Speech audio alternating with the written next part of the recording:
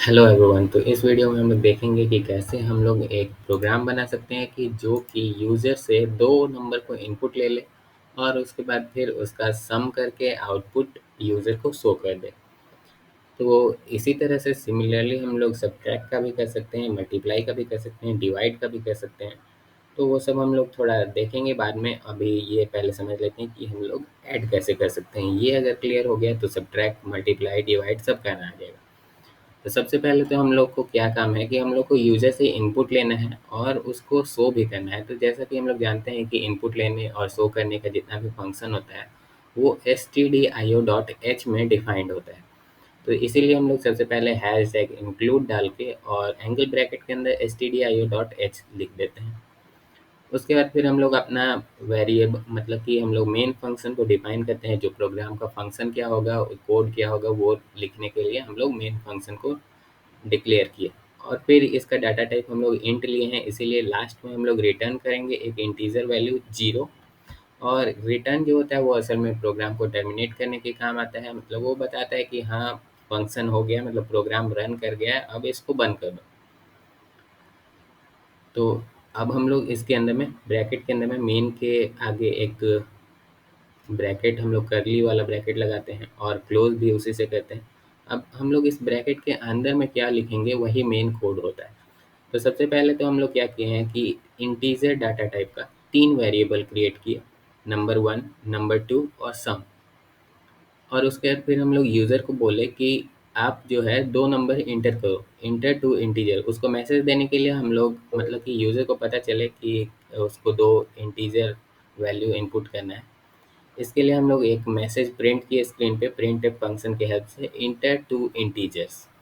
तो यूज़र को पता चल गया कि अब हमको 2 इंटीजर्स इनपुट करना है।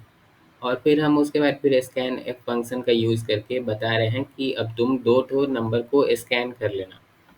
तो 2 ठो नंबर को स्कैन कर लेना, ये थोड़ा डिफरेंट टाइप का स्कैन एफ फंक्शन है, तो इसको हम लोग अच्छे से देख लेते हैं। तो यहाँ पे ब्रैकेट के अंदर में स्कैनफ फंक्शन के अंदर में हम लोग क्या लिखे हैं, डबल इन्वर्टेड कॉमा के अंदर में जो भी लिखते हैं वो उस फॉर्मेट में स्कैन होता है। तो डबल इन्वर्टेड कॉमा के अंदर में क्या लिखा हुआ है, percent D space percent D. यानी कहने का मतलब है कि स्कैनफ फंक्शन को बताया जा रहा है कि एक तुमको परसेंट डी यानी कि इंटीजर वैल्यू स्पेस देके और फिर दूसरा इंटीजर वैल्यू आएगा और तुमको वो स्कैन कर लेना है। और फिर कॉमा देने के बाद हम लोग बता रहे हैं कि पहला जो परसेंट डी था, यानी परसेंट डी जो है वो फॉर्मेट स्पेसिफायर होता है, हम पहले भी बताए थे। इंटीजर वैल्यू के लिए परसेंट डी होता है। और तो जो बोला था, स्कैनफ फंक्शन को बोला गया था कि इंटीजर वैल्यू एक आएगा, फिर दूसरा स्पेस करके दूसरा इंटीजर वैल्यू आएगा। तो पहला वाला जो इंटीजर वैल्यू आया उसको नंबर 1 में स्टोर कर दो और फिर स्पेस देके दूसरा वाला जो इंटीजर वैल्यू आया उसको नंबर 2 में स्टोर कर दो। तो ये स्कैनफ फंक्शन का यहाँ पे इस तरह से यूज़ किए।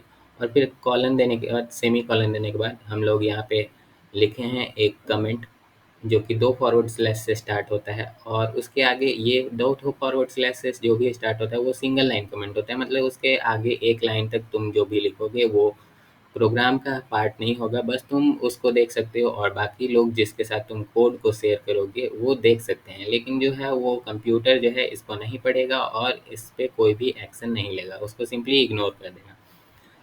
फिर हम लोग क्या किए हैं कि यहाँ एक सम जो है वेरिएबल है, उसको हम लोग एक फॉर्मूला से, एक इक्वेशन से हम लोग उसको बताए हैं कि सम का वैल्यू कितना रखना है। सम इज इक्वल टू, यानी सम को हम लोग वैल्यू असाइन कर रहे हैं। असाइन करने का मतलब कि सम को बता रहे हैं कि तुम्हारा इतना वैल्यू है। और फिर उसको बता रहे हैं कि नंबर 1 प्लस नंबर 2 जो है वो तुम्हारा वैल्यू है। तो ये बताने के बाद फिर हम लोग सेमी कॉलन दिए और फिर प्रिंट एफ फंक्शन से हम लोग अब प्रिंट करना चाहते हैं। जो भी सम को वैल्यू पता चल गया कि मेरा इतना वैल्यू है, अब हम लोग प्रिंट करना चाहते हैं उसको किसी भी फॉर्मेट में कि सम जो है वो यूज़र को पता चल जाए। तो यहाँ पे यूज़र को हम लोग बता रहे हैं, यहाँ पे डबल इन्वर्टेड कॉमा के अंदर में जो भी होता है प्रिंट एफ फंक्शन में वो प्रिंट होता है। और यहाँ पे जो फॉर्मेट स्पेसिफायर हम लोग यूज़ करते हैं तो उसको एक ये ब्लैंक की तरह, यानी जैसे हम लोग fill in the blanks use करते भरे होंगे तो फिल इन द ब्लैंक्स की तरह यूज़ करते हैं। यहाँ पे फॉर्मेट स्पेसिफायर बोले जो यहाँ पे परसेंट डी, तो हम लोग प्रिंट एफ फंक्शन को बता रहे हैं कि यहाँ पे एक फिल इन द ब्लैंक्स है, उसमें तुम एक इंटीजर टाइप का डाटा को भर देना। और ये इंटीजर टाइप का डाटा जो है वो कॉमा के बाद पहला सबसे पहले लिखा हुआ है नंबर 1, यानी कि इसमें नंबर 1 को भर देना। और फिर प्लस में फिर यहाँ पे एक ब्लैंक टाइप हम लोग बनाए हैं और उसमें बोल रहे हैं कि यहाँ पे दूसरा इंटीजर डाटा टाइप को भर देना, इंटीजर को भर देना जो कि तुम स्टोर किए हो, वो क्या है, नंबर 2 को भर देना। और फिर इक्वल टू के बाद एक तीसरा ब्लैंक टाइप है और इसमें हम लोग बता रहे हैं कि जो तुम्हारा सम में जो वैल्यू स्टोर्ड है उसको यहाँ पे भर देना, मतलब प्रिंट, और उसके बाद फिर इसको प्रिंट कर दो। तो इस तरह से हम लोग प्रिंट फंक्शन को भी बता दिए और लास्ट में हम लोग रिटर्न कर दिए 0, यानी कि अब प्रोग्राम समाप्त हो जाए और ये बंद कर दो, अब इस प्रोग्राम को काम हो गया है। तो अब एक बार हम लोग रन करके देख लेते हैं इसको।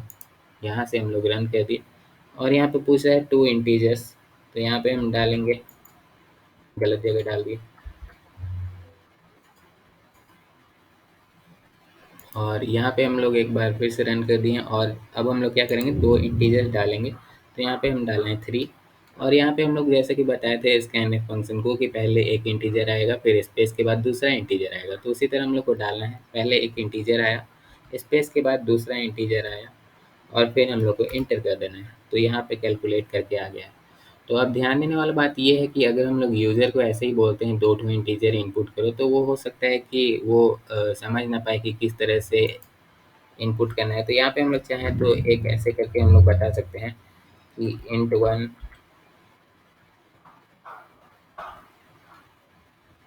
is और फिर int2। अब अगर हम लोग प्रिंट करें तो इससे यूज़र को पता चलेगा कि int1 के बाद फिर स्पेस देना है, फिर int2 प्रिंट करना है। तो हम लोग उसके बाद फिर हम लोग यहाँ पे 12 और फिर स्पेस देने के बाद 6 और उसके बाद फिर इंटर करेंगे तो यूज़र को ज़्यादा आसानी रहेगा।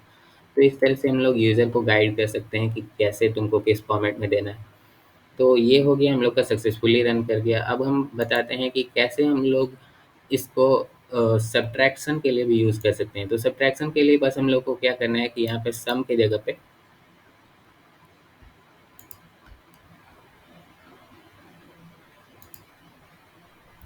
सम की जगह पे हम लोग क्या करेंगे, डिफरेंस कैलकुलेट करना होगा।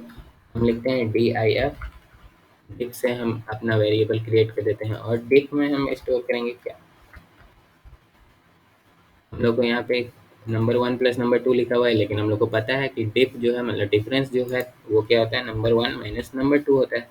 और उसके बाद फिर हम लोग को प्रिंट क्या करना है, प्रिंट करना होगा ये माइनस में और फिर यहाँ पे हम लोग को डिफ प्रिंट करना होगा, यानी डिफरेंस जो होगा वो। तो इस तरह से हम लोग कुछ करेंगे। यहाँ पे इंटीजर पहले एक डिक्लेयर किए, 3 डिक्लेयर किए, एक नंबर, दूसरा नंबर और तीसरा डिफरेंस। 2 नंबर को हम लोग स्कैन किए, डिफरेंस का वैल्यू असाइन किए नंबर 1 माइनस नंबर 2 और फिर प्रिंट कर दिए इस फॉर्मेट में। तो इस तरह से अब हम लोग एक बार रन करके देख लेते हैं और यहाँ पे रन करने के बाद ये बोल रहा है, फिर से गलत जगह इनपुट, यहाँ पे 3 डालें और फिर स्पेस देने के बाद 2 डाल देते हैं और एंटर कर देते हैं। तो यहाँ पे 3 माइनस 2 इक्वल टू 1 कर दिया है यहाँ पे। और अगर चाहें हम लोग तो इसी तरह हम लोग मल्टीप्लाई कर सकते हैं, यहाँ पे फॉर्मूला चेंज कर करके यहाँ पे मल्टीप्लिकेशन, यहाँ पे मल्टीप्लिकेशन और फिर यहाँ पे हम लोग मल्टीप्लिकेशन का साइन देंगे, मतलब सिंपली हम लोग फार्मूला में मल्टीप्लाई का फॉर्मूला देंगे और उसके फिर यहाँ पे वेरिएबल जो होगा वो मल्टीप्लाई कर दे देंगे। तो इसी तरह से मल्टीप्लिकेशन और डिवीज़न भी कर सकते हैं। और अब एक बात ये बता दें कि हम लोग चाहें तो यहाँ पे बिना फार्मूला को डिक्लेयर किए हुए यहाँ से कुछ भी लिखे हुए और हम लोग डायरेक्टली यहाँ पे ना हम लोग ये डिक्लेयर करेंगे, डिफरेंस भी नहीं बोलेंगे कि डिफरेंस कोई वेरिएबल नहीं है, और हम लोग डायरेक्टली यहाँ पे क्या करेंगे, number 1 minus number 2 directly formula यहीं पे डिक्लेयर करेंगे।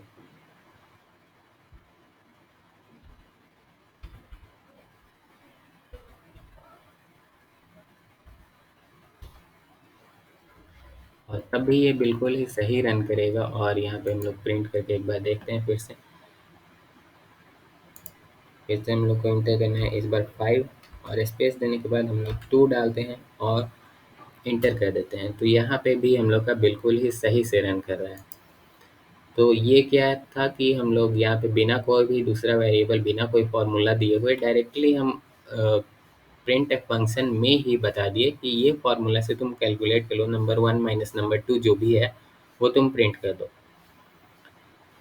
तो हम लोग ये ज़्यादातर ऐसा नहीं कर सकते हैं, क्योंकि अगर हम लोग मान लो कि बहुत ही बड़ा फार्मूला है, कॉम्प्लेक्स सा फार्मूला है, तो वो हम लोग यहाँ पे लिखेंगे तो बहुत ही गड़बड़ टाइप हो जाएगा और हम लोग को पता नहीं चलेगा कि मतलब थोड़ा घिचमिच हो जाएगा और तुमको पता नहीं चलेगा कि क्या गड़बड़ी हो गया है। अगर मान लो बाई चांस तुमसे कोई फॉर्मूला में मिस्टेक हो जाए तो तुम उतना आसानी से नहीं पढ़ पाओगे, रीडेबिलिटी उतना नहीं रहेगा और तुम उतना आसानी से उसको सुधार नहीं पाओगे।